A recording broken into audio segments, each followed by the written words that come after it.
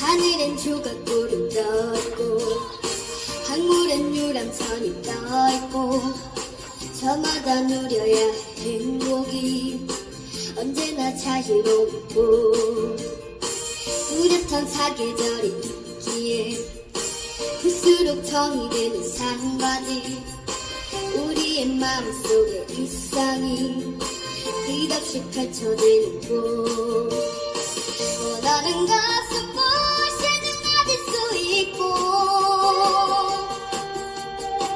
못하는 것은 무엇이든 될 수가 있어 이렇게 우리는 우리 땅을 위해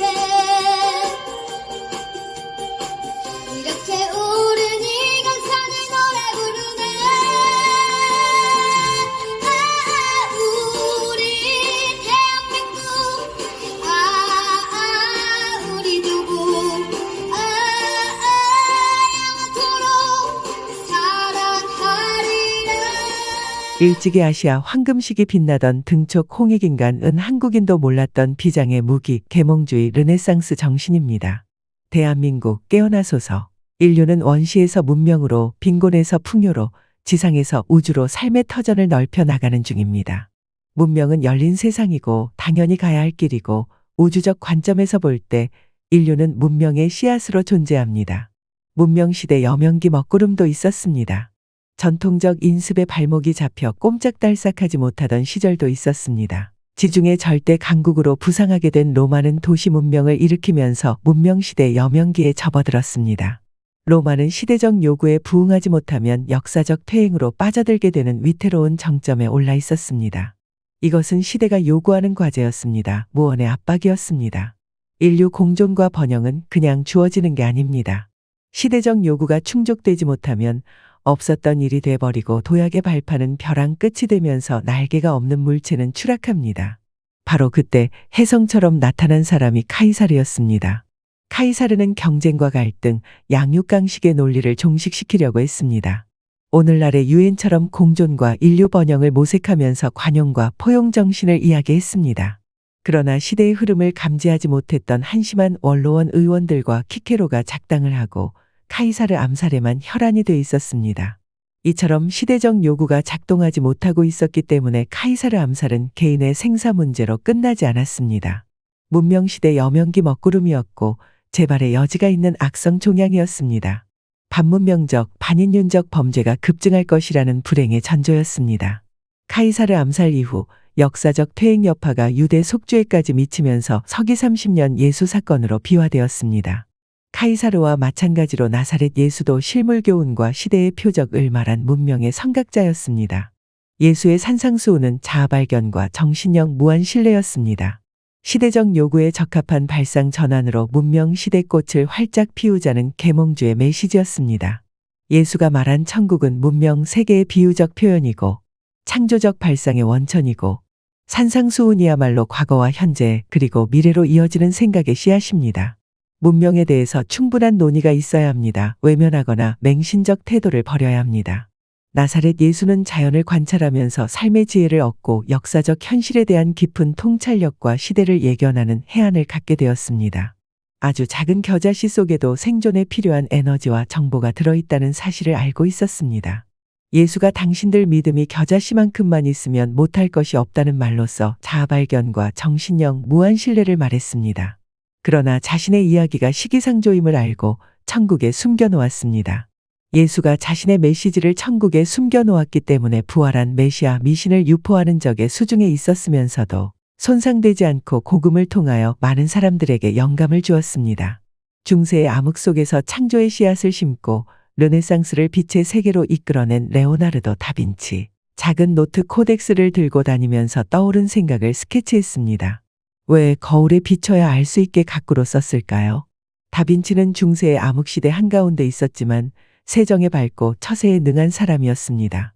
다빈치보다 40여 년 전 살았던 잔다크는 서구 문화의 대표적 인물이면서도 반역과 이단의 혐의로 종교 재판을 받고 화형을 당했습니다.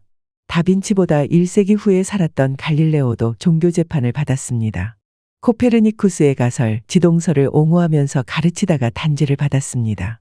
이처럼 마녀사냥이 성행하던 난세에 살면서도 다빈치가 무사할 수 있었던 것은 코덱스를 갖고로 썼기 때문이었습니다. 일찍이 아세아 황금식이 빛나던 등촉 하나, 홍익인간 도계몽주의 르네상스 차원에서 논해되어야 합니다.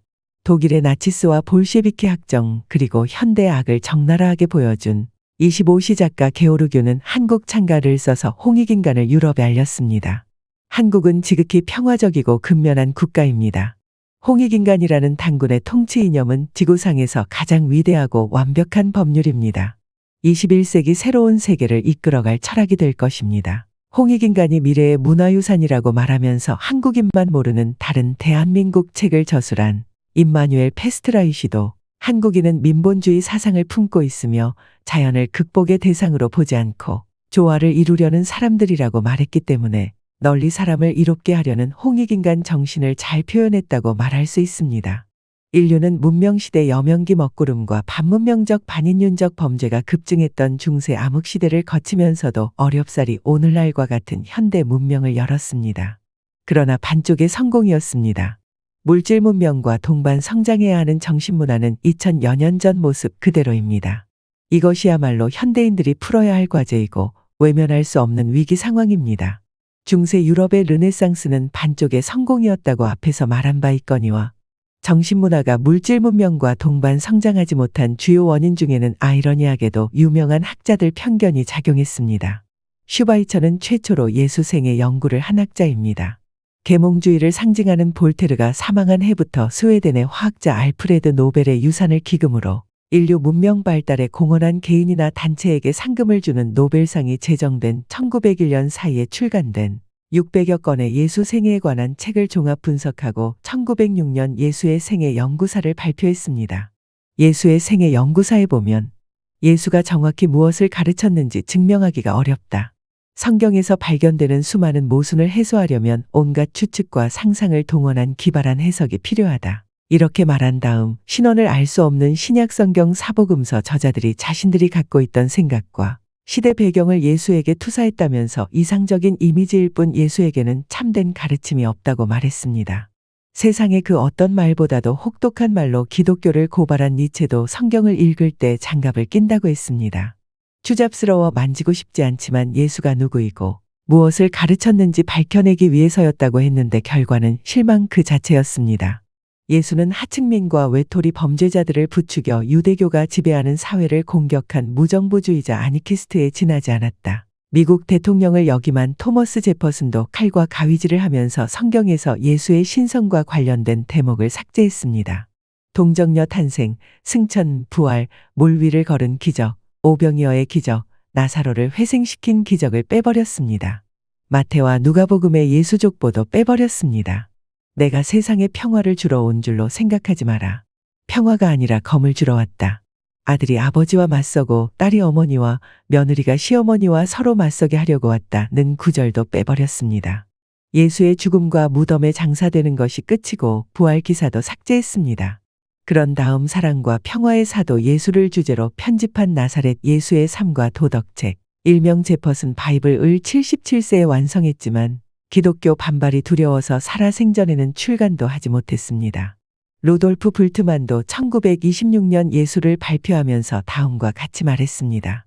역사적 예수의 모습을 찾으려는 것은 불가능하고 기독교 신앙의 관점에서 볼 때 찾아야 할 필요가 없다. 그러면서 초월적인 예수에 대해서 관심을 가져야 한다면서 예수의 역사성을 전면 부인했습니다.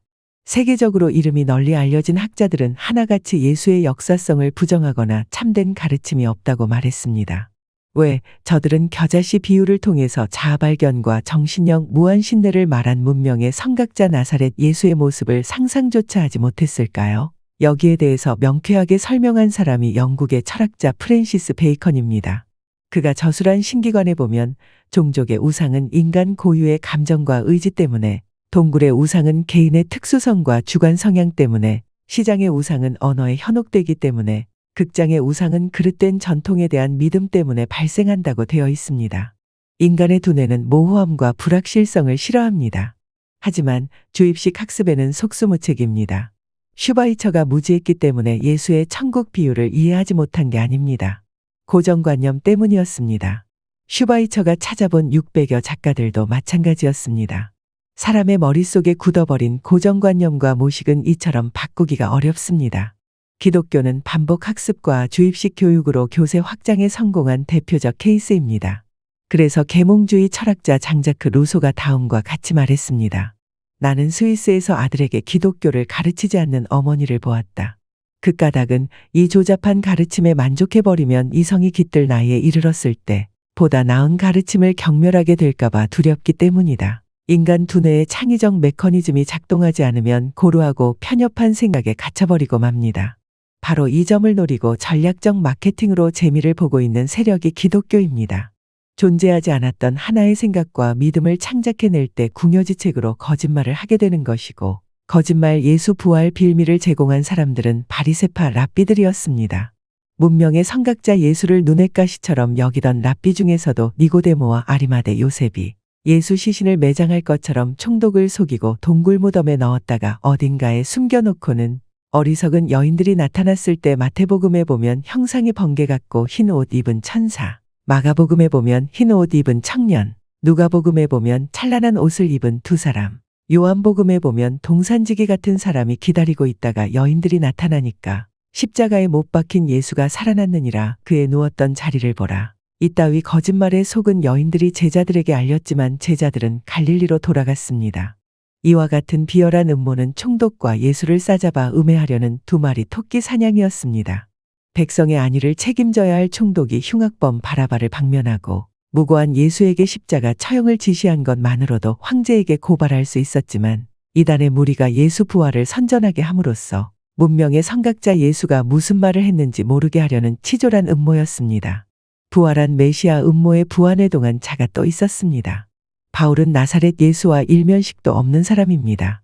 그런데도 자기가 다락방에 있을 때 예수가 최후의 만찬을 주재하는 광경을 목격한 것처럼 고린도 사람들에게 보낸 편지에서 거짓말을 했습니다.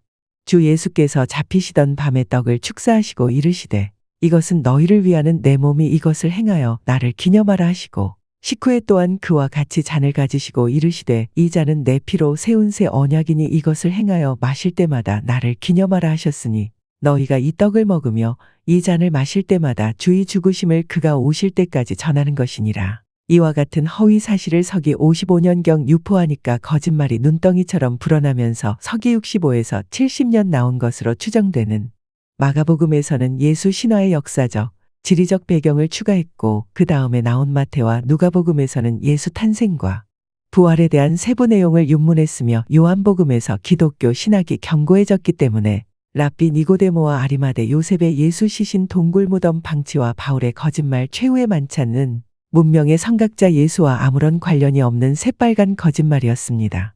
로마 가톨릭이 이와 같은 사실을 모를 리 없었습니다. 가톨릭은 이 점을 심각하게 고민한 나머지 교부들만 성경을 읽고 일반인들에게는 공개하지 않았습니다. 그러나 15세기 중반 이탈리아 베네치아에서 독일이 발명한 인쇄술을 훨씬 앞질러 마누치오가 설립한 다국적 출판 회사에서 다양한 외국 문자의 인쇄가 가능해졌습니다. 그 무렵 사복음서가 10중 8구 거짓말임을 알고 있었으면서도 마르틴 루터는 믿음으로 모든 이성과 의문의 발밑에 두고 깔아뭉개야 한다. 성경의 내용이 의심스럽다거나 다소 앞뒤가 맞지 않더라도 부정하지 말고 무조건 믿어야 한다고 주장하면서 성경을 널리 보급하는 바람에 거짓말 쓰나미가 발생했습니다. 이것을 바로 잡아야 하는 책무가 현대인들에게 주어진 시대적 요구입니다. 따라서 기독교 억압의 역사는 이제 끝났습니다. 기독교가 삶의 질을 윤택하게 하고 향상시킨 것이 아니라 민주주의와 자유 그리고 인권을 극도의 나락으로 빠뜨리고 인류를 커다란 불행과 재앙으로 몰아넣은 장본인이란 역사적 사실이 백일화에 드러났습니다. 손자병법에 보면 시대적 요구에 도움이 되는 유명한 말이 있습니다. 적을 모르고 나도 모르면 싸울 때마다 매번 진다. 적을 모르지만 나를 알면 한 번 이기고 한 번 진다. 적을 알고 나도 알면 100번을 싸워도 위험하지 않다. 중세 유럽 르네상스는 끝나지 않았습니다. 현재 진행형입니다. 시대적 요구는 계절의 순환만큼이나 주기적입니다. 내온사인 휘황하게 번쩍이는 십자가 많은 서울과 대도시 야경은 결코 자랑거리가 될 수 없습니다. 일찍이 아시아 황금식이 빛나던 등촉 홍익인간, 대한민국 깨어나소서. 사는 것은 무엇이